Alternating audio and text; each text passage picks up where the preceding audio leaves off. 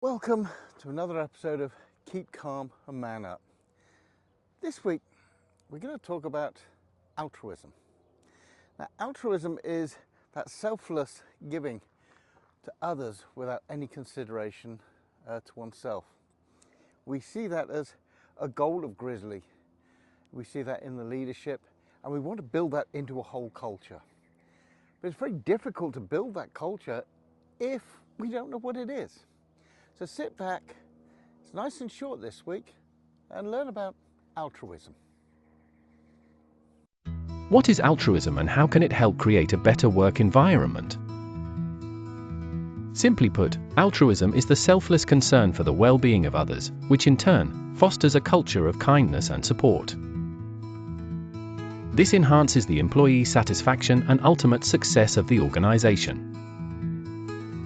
By definition, altruism is characterized by unselfish behavior intended to benefit others without expecting anything in return.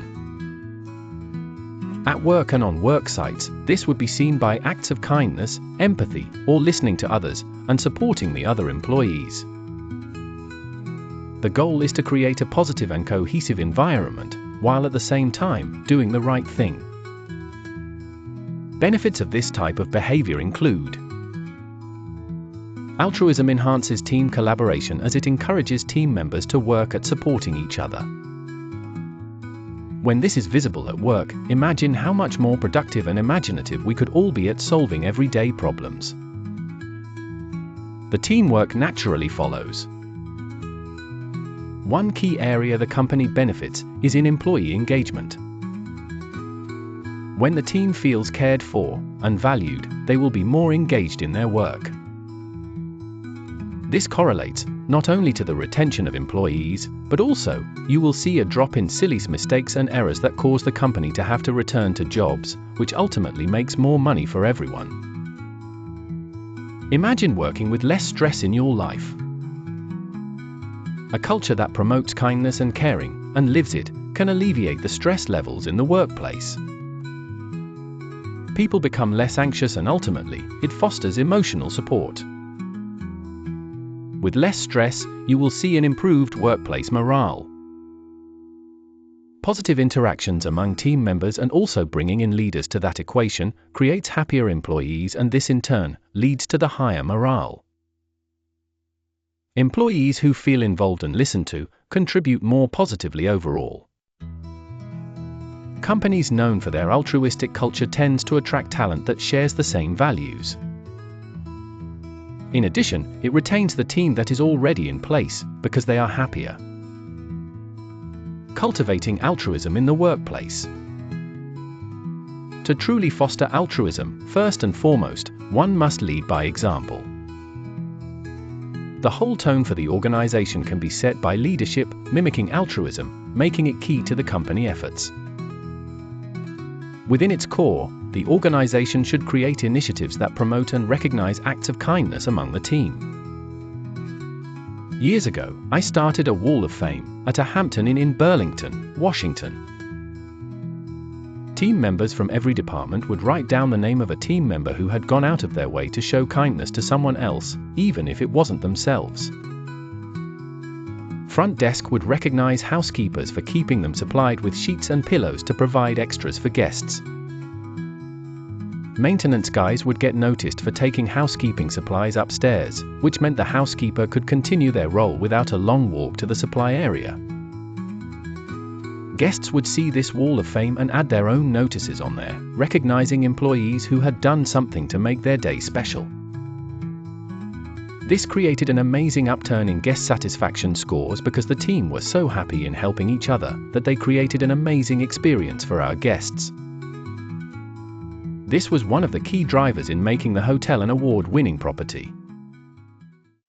Serving isn't just a task we look to complete to look good, it is an expression of our commitment to following Jesus. He taught us to serve humbly and treat everyone with the same love we would want to be treated with ourselves.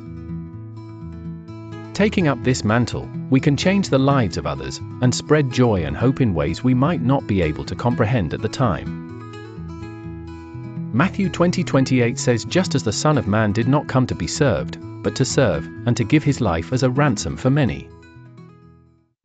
Galatians 5 verse 13 encourages, "You my brothers and sisters, were called to be free. But do not use your freedom to indulge the flesh, rather, serve one another, humbly, and in love." Philippians 2 verse 4 says, "For not looking to your own interests but each of you, to the interest of others." The backbone of altruism is kindness and compassion. When you look at the life of Jesus Christ, he modeled this behavior daily. We are clearly shown by his words that showing kindness to others, especially in the times of their weakness and failings, can have a great impact on their lives and ours, too. Living out this faith with kindness encourages us to look beyond our own experience and see the struggles of those around us. By acting with compassion, we uplift others, but also experience God's love manifest itself in us. Ephesians 4 verse 32, "Be kind and compassionate to one another, forgiving each other, just as Christ forgave you." Colossians 3 verse 12, "Therefore, as God's chosen people, holy and dearly loved, clothe yourselves with compassion, kindness, humility, gentleness, and patience." Proverbs 21 verse 21 tells us, "Whoever pursues righteousness and kindness will find life, righteousness, and honor." Generosity is a crucial aspect of an altruistic nature. We are reminded often in the Bible of how blessings come to us when we give to others. Whether it is time, resources, or our talent, when we share with those in need, it demonstrates our love for our neighbor. Giving doesn't have to be a grand gesture.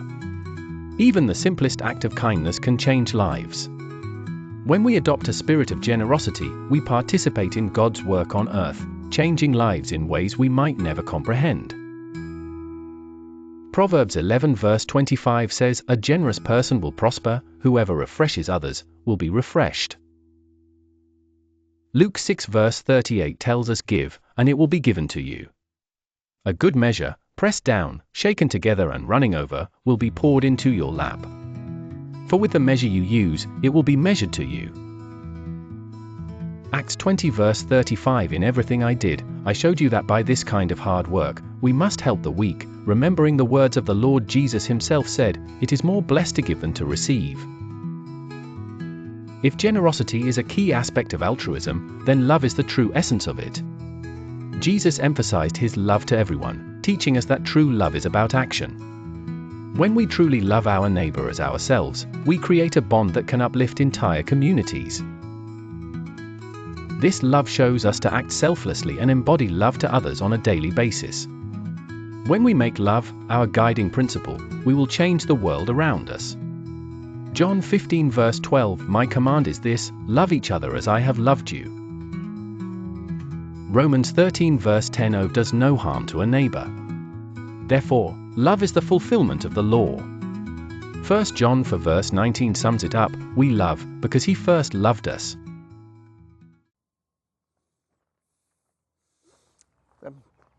As we go on in our work life, let's think of what we've just heard about and see if we can put some parts of those into how we interact with each other. How can we make each other's days better?